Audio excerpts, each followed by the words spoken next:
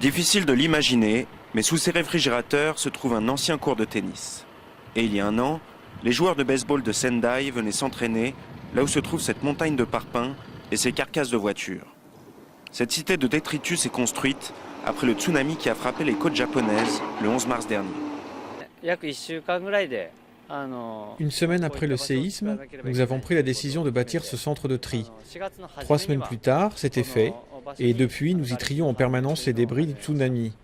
Dans la ville de Sendai, nous avons construit 3 centres comme celui-ci en tout.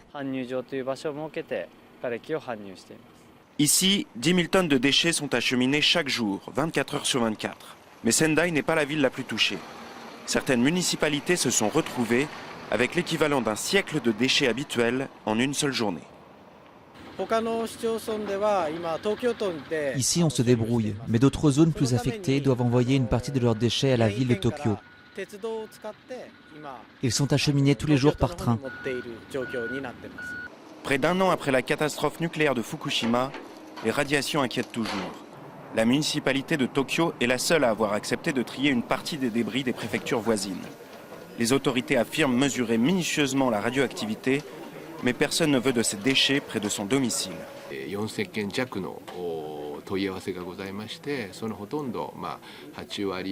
Nous avons reçu environ 4000 lettres de citoyens, dont plus de 85% s'inquiètent ou disent refuser que nous importions ces déchets.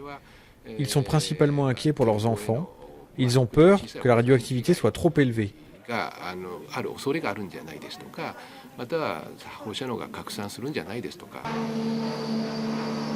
Initialement, le gouvernement espérait avoir fini de traiter ces débris en 3 ans.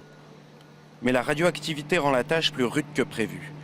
Et si d'autres préfectures n'acceptent pas d'en prendre une partie en charge, ces monceaux d'ordures pourraient empêcher la reconstruction et le retour à une vie normale pendant longtemps.